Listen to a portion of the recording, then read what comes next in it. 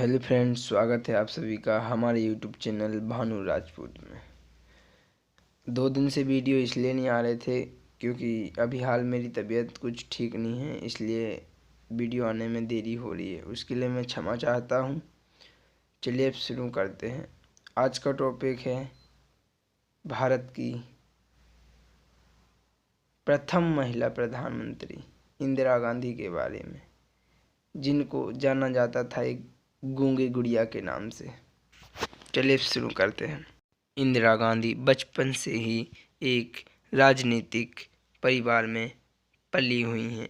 वो राजनेताओं से उनके घरेलू संबंध रहे हैं। उन्होंने बैंकों का राष्ट्रीयकरण जैसे अनेक बड़े बड़े काम किए हैं। उन्होंने बड़े बड़े बांध, हरित क्रांति में भी बहुत ही उन्नति लाई है। इनके द्वारा हमारे देश के विकास में बहुत ही अहम योगदान है। इन्होंने हमारे देश पर बहुत लंबे समय तक शासन किया है। बात करते हैं इंदिरा गांधी के प्रारंभिक जीवन के बारे में। इंदिरा गांधी का जन्म 19 नवंबर 1917 को राजनीतिक रूप से प्रभावशाली नेहरू परिवार में हुआ था।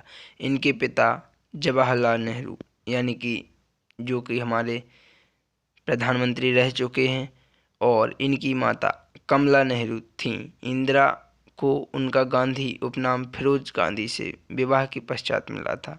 इनका मोहनदास करमचंद गांधी से ना तो खून का और न ही शादी के द्वारा कोई रिश्ता था। इनके पितामह मोतीलाल नेहरू एक प्रमुख भारतीय राष्ट्रवादी नेता थे। इनके पिता जवाहरलाल नेहरू भारतीय स्वतंत्रता आंदोलन के एक प्रमुख व्यक्तित्व थे और आज़ाद भारत के प्रथम प्रधानमंत्री भी थे।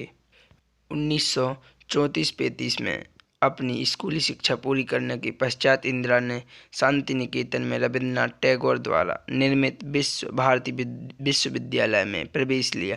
रविन्द्रनाथ टैगोर ने ही इन्हें प्रियदर्शिनी नाम दिया था, जो कि इनका प्रियदर्शिनी इंदिरा के नाम से बहुत विख्यात है। इसके पश्चात यह इंग्लैंड चली गईं और ऑक्सफोर्ड विश्वविद्यालय की प्रवेश परीक्षा में बैठी, परंतु यह उसमें विफल रहीं और ब्रिस्टल के बैडमिंटन स्कूल में कुछ महीने बिताने के पश्चात 1937 में परीक्षा में सफल होने के बाद सोमरविल कॉलेज ऑक्सफोर्ड में दाखिला लिया। इस समय के दौरान इनकी अक्सर फिरोज गांधी से मुलाकात होती थी, जिन्हें यह इलाहाबाद से जानती थी और जो लंदन स्कूल ऑफ इकोनॉमिक्स में अध्ययन कर रहे थे। अंततः 16 मार्च 1942 को आनंद भवन इलाहाबाद में एक निजी आदि धर्म ब्रह्म वैदिक समारोह में इनका विवाह फिरोज से हो गया। अब बात करते हैं इनके राजनीतिक जीवन के बारे में। तो 24 जनवरी 1966 को ये भारत की प्रथम महिला प्रधानमंत्री बनी और 24 मार्च 1977 तक ये प्रधानमंत्री रहीं। इसके बाद 14 जनवरी 1980 को ये फिर से प्रधानमंत्री बनी और 31 अक्टूबर 1984 को ये इनकी हत्या कर दी, जिस कारण देश में बहुत ही घबराहट पैदा हो गई। अब बात करते हैं इनकी कुछ विशेष कार्यों के बारे में। सन 1966 में जब श्रीमती इंदिरा गांधी प्रधानमंत्री बनी, कांग्रेस 2 गुटों में विभाजित हो चुकी थी। श्रीमती गांधी के नेतृत्व में समाजवादी और मोरारजी देसाई के नेतृत्व में रूढ़िवादी। मोरारजी देसाई उन्हें गूंगी गुड़िया कहा करते थे।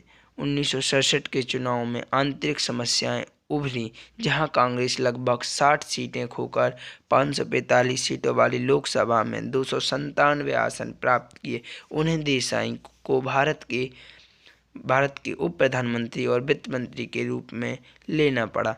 1969 में देसाई के साथ अनेक मुद्दों पर असहमति के बाद भारतीय राष्ट्रीय कांग्रेस विभाजित हो गई।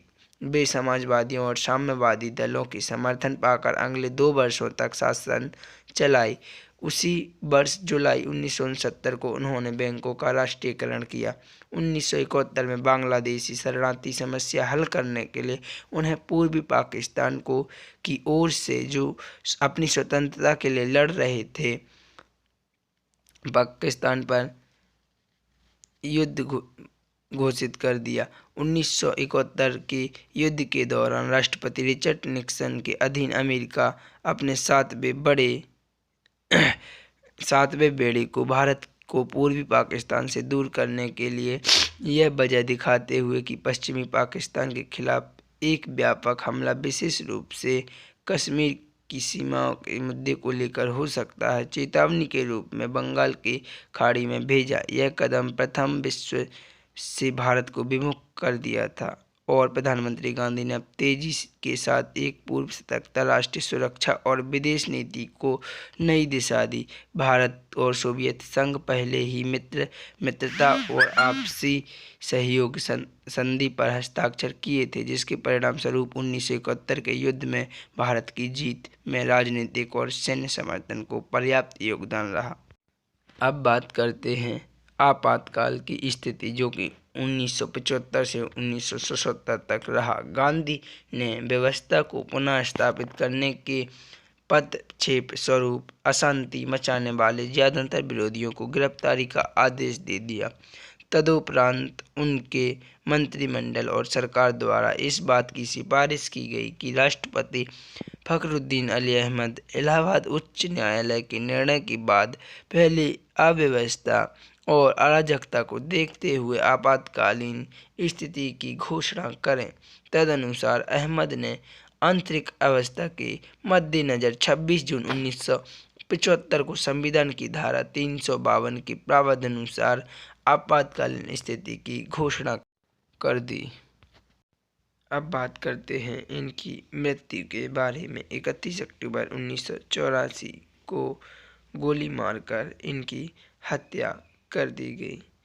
आज के लिए बस इतना ही। अगर वीडियो अच्छा लगा हो तो हमारे चैनल को सब्सक्राइब करें।